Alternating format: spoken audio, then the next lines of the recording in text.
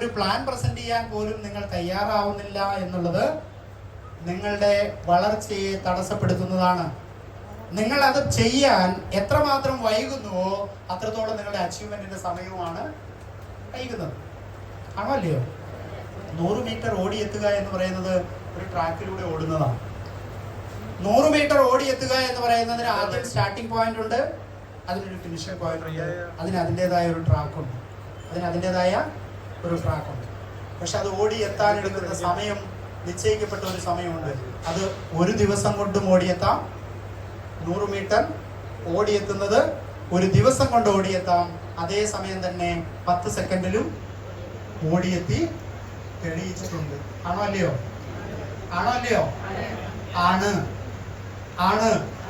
അപ്പോ ഇവിടെ തെളിയിക്കപ്പെട്ടിട്ടുള്ള കാര്യങ്ങൾ മാത്രമേ നമ്മളും ചെയ്യുന്നുള്ളൂ. അതിന്റെ ഭാഗമായിട്ട്, ഒരു പ്രൊഫഷണലിസത്തിന്റെ ഭാഗമായിട്ട് നമ്മൾ മൂവ് ചെയ്യേണ്ടി വരുമ്പോ നമ്മളിൽ വരുത്തേണ്ട ചില മാറ്റങ്ങൾ, നിയമപരമായി ചെയ്യുന്ന മാറ്റങ്ങൾ, നിയമപരമായി വന്നിട്ടുള്ള മാറ്റത്തെ ഉൾക്കൊണ്ട് നമ്മൾ പ്രവർത്തിക്കുമ്പോഴാണ് നമുക്ക് നമ്മുടെ ചുറ്റുപാട് നിൽക്കുന്ന ആളുകളുടെ ഇടയിലെ ലീഡർഷിപ്പ് നമ്മളിലേക്ക് വരുള്ളൂ. ആ ലീഡർഷിപ്പ് വരുന്നത് നമ്മുടെ മാത്രം തീരുമാനമാണ്. അപ്പൊ അതെങ്ങനെയാണ് ആ തീരുമാനം? ഒരു ട്രാൻസ്ഫോർമേഷൻ ഉണ്ടല്ലേ? ആ ട്രാൻസ്ഫോർമേഷൻ എന്ന് പറയുന്നത് എ ചാൻസ് ടു ചേഞ്ച്. അതൊരു ചേഞ്ചിനുള്ള ഒരു അവസരമാണ്.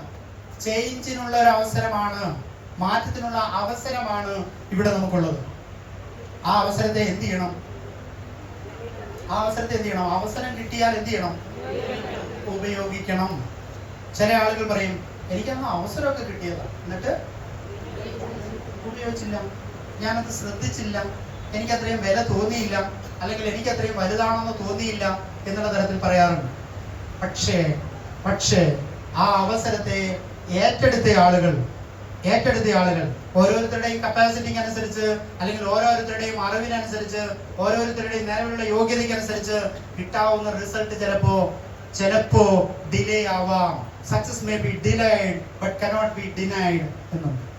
വിജയം ചിലപ്പോൾ വൈകാം, പക്ഷെ അത് നിഷേധിക്കാൻ